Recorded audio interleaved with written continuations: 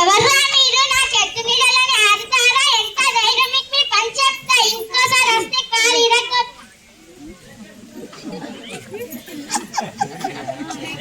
ఆ విధంగా ప్రతిరోజు తను ఎవరొచ్చినా కూడా వాళ్ళను బెదిరియడం చేస్తూ ఉంటాడు.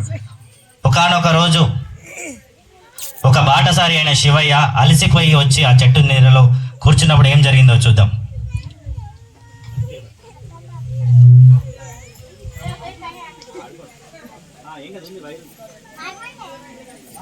ఎవర్రా మీరు నా చెట్టు నీడలోనే ఆడుతారా? ఎంత ధైర్యం మీకు? మీ పని చెప్తా, ఇంకోసారి వస్తే కాలు ఇరగొట్ట.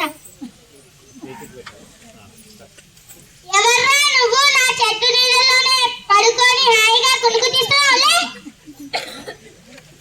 క్షమించండి, ఏమన్నారో ఇంకోసారి చెప్పండి.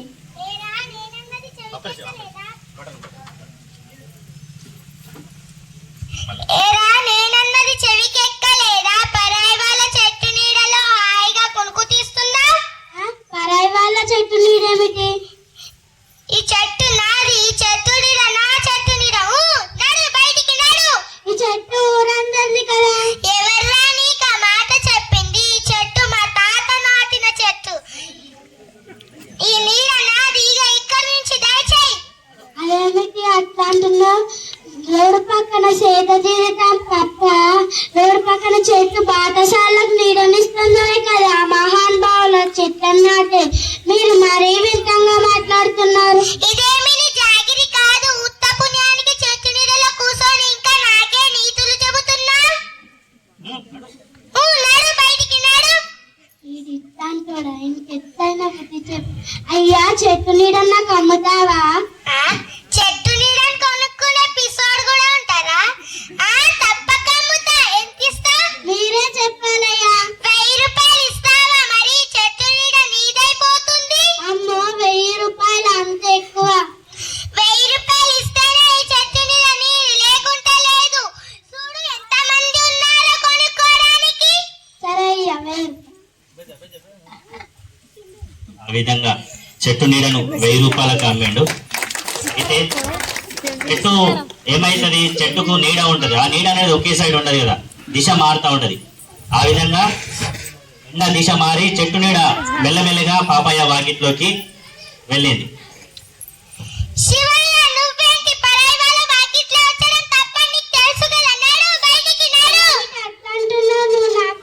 చెట్టు నీడలోనే కదా నేను కూర్చున్నాను.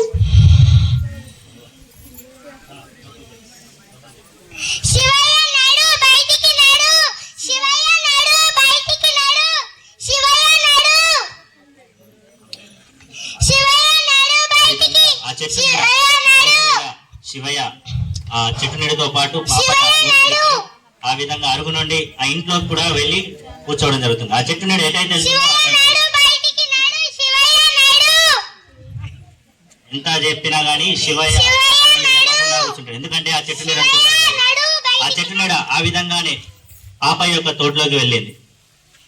ఆ నీడతో పాటు ఆ విధంగా ప్రతిరోజు ఆ చెట్టు నీడ ఎలా అయితే వెళ్తుందో ప్రతిరోజు ఆ విధంగానే శివయ్య ఆ నీడను అనుసరిస్తూ పాప ఇంట్లోకి వెళ్ళడం, పాప ఇంట్లో తినడం, పడుకోవడం ఆ విధంగా చేస్తా ఉన్నాడు. ఆ విధంగా చేస్తా ఉండగా ఈ విధంగా చాలా రోజులు అదే గడిచిపోయిన తర్వాత విసుగు చెందిన పాపయ్య ఆ విషయాన్ని కొంతమంది ఊరి వాళ్ళకి చెప్తాడు. అప్పుడు ఆ ఊరి వాళ్ళు ఏమంటారో విందాం.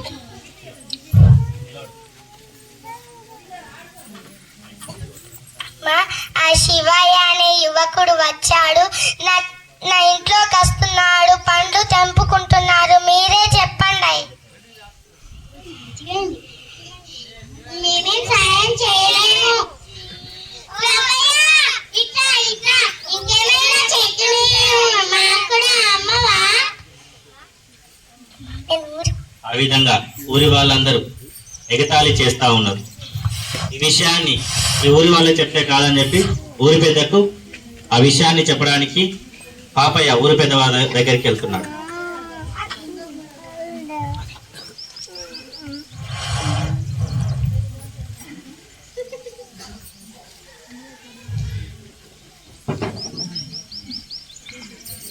నమస్కారం అయ్యా. నమస్కారం పాపయ్య, చెప్పండి. ఆ శివయ్య అనే వ్యక్తి వచ్చాడు, నా ఇంట్లోకి వస్తున్నాడు, పండ్లన్నీ తెంపుకుపోతుండ్రు. అవునా? ఎవర్రా ఆ శివయ్యని దొరకరండి.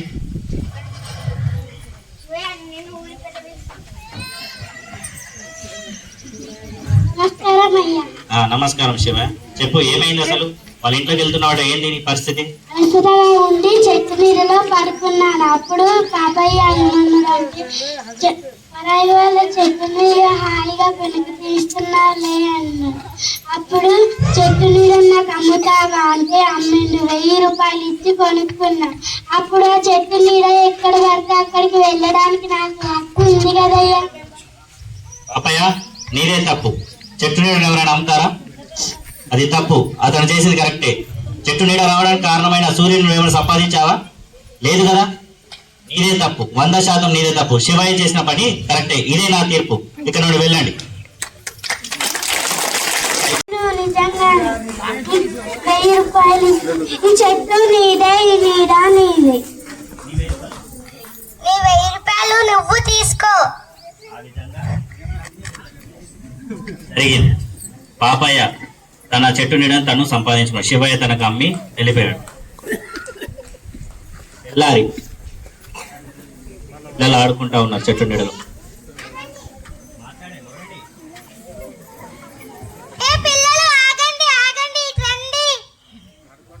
ప్రతిరోజు పాపయ్య బెదిరించేసరికి ఆ పిల్లలు పారిపోతా ఉన్నారు. కానీ పాపయ్యకు బుద్ధి వచ్చింది కాబట్టి వాళ్ళతో పాటు కలిసి ఆడుకుంటా ఉన్నాడు.